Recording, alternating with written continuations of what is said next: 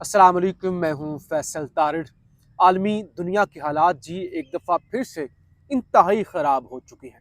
अब की बार जो ईरान अमरीका जंग दोबारा से शुरू हुई है, इसके अंदर सऊदी अरब समेत दीगर ममालिक की भी एंट्री हो चुकी है और ज़ाहिर है इसके बाद अब चीज़ें जितनी ख़तरनाक होंगी वो शायद आपने सोची भी ना हो। आज सऊदी अरब की जानब से किस मुल्क पर हमला किया गया है, और सऊदी अरब का किसी भी मुल्क पर हमला करने का मतलब ये है कि अगर जवाबी हमला होता है तो पाकिस्तान का सऊदी अरब के साथ एक दफाई एग्रीमेंट है और उसके तहत पाकिस्तान को भी इस जंग में जाना पड़ सकता है। तो ये क्या मामला है, एक तो इस हवाले से हमने बात करनी है। फिर सुप्रीम कोर्ट से खान के हवाले से क्या खबरें आ रही हैं, नवाज शरीफ की जानब से आज क्या किया गया, यानी क्या नए नए चंद चढ़ाई जाती हैं शरीफ फैमिली की जानब से। कभी वो डार फैमिली बच्चियों बच्चियों को अगवा कर लेती है और कभी कोई और मामला होता है, उस हवाले से बात करेंगे। आपसे गुजारिश है इस चैनल को ज़रूर सब्सक्राइब करें और फीडबैक ज़रूर दिया करें। ज़रा आलमी सूरत हाल सबसे पहले डिस्कस कर लें, क्योंकि ज़ाहिर है उसका इम्पैक्ट अभी आलमी मंजरनामे पर हवा चली होगी, अभी वहाँ पे कुछ होने वाला होगा। आपको पता है पाकिस्तान में उसका पहले ही इम्पैक्ट आ जाता है। जैसे पाकिस्तान की जो माफिया है, बदमाशिया है, वो तो इस इंतज़ार में होती है कि कोई आलमी मंजरनामे पे कुछ हो और यहाँ पे वो लोगों को लूटना शुरू कर दे। लेकिन पाकिस्तान ने जो मेहनत की थी, जिसका क्रेडिट लिया गया, मोहसिन नकवी साहब और फील्ड मार्शल साहब बार बार ईरान गए, इस्लामाबाद में मुज़ाकरात हुए, फिर दोबारा जनेवा के अंदर टॉक्स हुई, और ज़ाहिर है पाकिस्तान का इम्पैक्ट था, वो एक एक थी कि ज़ाहिर है बातचीत करवाने के अंदर। लेकिन अब उस पर मुकम्मल तौर पे पानी फिर गया है। यानी एक होता है ना कि चलो उसको बचाने की कोशिश की जाए, या जो पाकिस्तान ने कोशिश की हुई थी, या उसको सिक्योर किया जा सके। अब खबर ये है कि ईरान की जानब से इस्लामाबाद एमओयू को मुकम्मल तौर पे ख़त्म कर दिया गया है।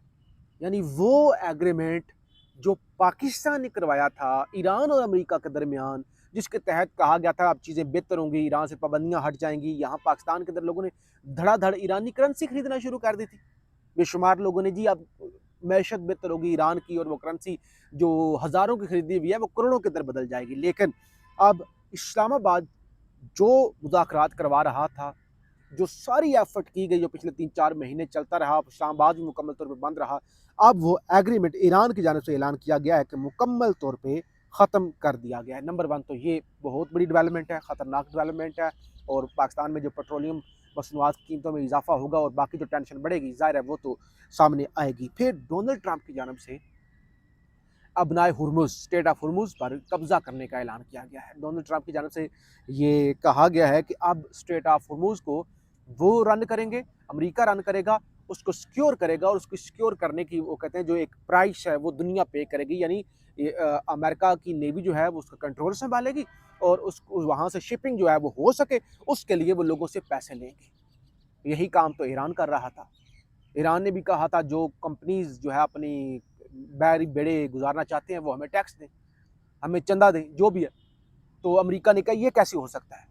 अब उन्होंने खुद ही ये टैक्स जो है वो लेने का फैसला किया। डोनाल्ड ट्रंप की जानब से ऐलान किया गया कि हम इससे बहुत ज़्यादा पैसे कमाएंगे। अच्छा छोड़ दें, आज जो सबसे बड़ी डेवलपमेंट हुई है, जो ख़तरनाक डेवलपमेंट हुई है, वो ये है जनाब कि सऊदी अरब की जानब से यमन के सना, जो कैपिटल है यमन का, सना, सना के एयरपोर्ट पर अटैक किया गया है, और वहाँ पे तबाही जो है वो बड़े पैमाने पे मची है।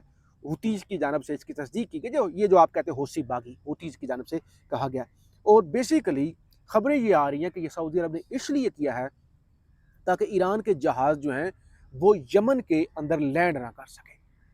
अब ये जंग यमनियों की, यमन के बागी जिनको कहा जाता है हूतीज़ की, और सऊदी अरब की पिछले कई सालों से चल रही है। पाकिस्तान से भी फ़ौज मांगी गई थी गालिबन 2016 के अंदर ही। उस वक्त नवाज शरीफ साहब की हुकूमत थी, उन्होंने जो है वो सारा इनकार कर दिया था इस सारे सिलसिले से। तो अब दोबारा जो है वो यमन पर अटैक हुआ है। तो अब यमनियों की जानब से कहा गया कि हम बदला लेंगे, हम सऊदी अरब पर अटैक करेंगे। अब सऊदी अरब पर अटैक होता है, यमन को कौन बैक करता है? यमन को बैक करता है, यमन की खास तौर पे हौसियों को यहाँ वहाँ पे, और जो ये सारी जंग है ईरान, यानी ईरान की आप समझ लें प्रॉक्सी है।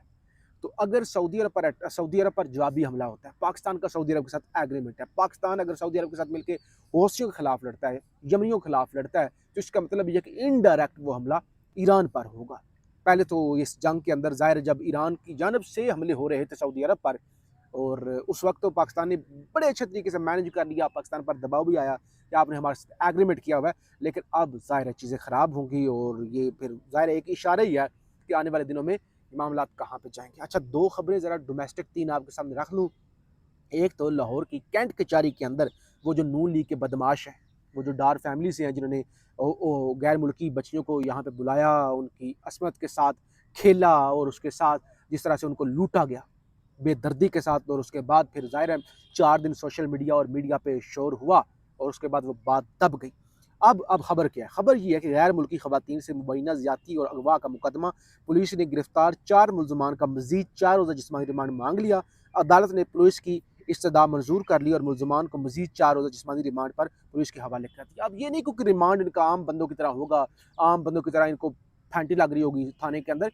बेसिकली अभी इनको अंदर रखने का मकसद ये है कि आहिस्ता आहिस्ता इस पे आवाज़ उठना ख़त्म हो जाएगी, लोग भूल जाएंगे और उसके बाद कहा जाएगा जी वो तो कोई चीज़ प्रूव ही नहीं हो सकी, प्रोपेगेंडा था, और इनको जो है वो ज़मानत पर रिहा कर दिया गया है। और उसके बाद उल्टा कहा जाएगा कि जो सहाफ़ी या जो लोग जो है वो इस पर खबरें दे रहे थे वो तो प्रोपेगेंडा कर रहे थे, वो तो डार फैमिली को बदनाम कर रहे थे, लिहाजा पीका एक्ट के तहत उनको ठोक दो, तो फिर उस तरह मामला जाएंगे। अच्छा, फिर नवाज शरीफ साहब आज कतर गए। सुबह मैंने आपको बताया था शहबाज शरीफ साहब, नवाज शरीफ साहब और इसहाक डार साहब कतर गए। कतर के अंदर जो कतर के साबिक़ अमीर हैं उनकी वफ़ात हुई थी। हुआ क्या है, एयरफोर्स के तैयारे पे गए और सबसे पहले जहाज़ से प्रोटोकॉल के तहत वज़ीर आज़म उतरता है, वज़ीर आज़म को सलामी दी जाती है या उनके जो भी आगे आए होते हैं इस्तकबाल करने के लिए वो इस्तकबाल करते हैं। लेकिन यहाँ यानी वज़ीर आज़म के ओहदे की वैसे भी इस मुल्क के अंदर कोई तकरीम नहीं रह गई।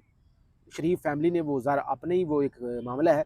तो आज जो सबसे ज़्यादा तनकीद हो रही है, जो प्रोटोकॉल की खिलाफ वर्जी की गई है कि नवाज शरीफ को सबसे पहले उतारा गया है बतौर, यानी जैसे वज़ीर आज़म वाला प्रोटोकॉल होता है वो नवाज शरीफ को दिया गया। और नवाज शरीफ साहब को ज़ाहिर ख्वाहिश होगी, ज़रा ज़ाहिर 3 दफ़ा वज़ीर आज़म रहे हैं तो अब उनकी ख्वाहिश होगी कि ज़रा वो भी ये प्रोटोकॉल जो है वो इंजॉय कर सके। लेकिन ज़ाहिर है इस मुल्क के अंदर ओहदों के साथ यही किया जाता है और इस तरह से इस मुल्क के अंदर धज्जियाँ उड़ाई जाती हैं। अच्छा, एक और मामला, एक तो जो अल कादर ट्रस्ट केस के अंदर पीटीआई ने सुप्रीम कोर्ट से रजू किया था कि हाई कोर्ट ने रिलीफ नहीं दिया, सबको उड़ा के रख दिया है, अल कादर का केस नहीं सुना, यानी जो सज़ा की सस्पेंशन थी वो नहीं सुनी और उसके बाद जो है जो ज़मानत पर रिहाई होती है उसको भी नहीं सुना।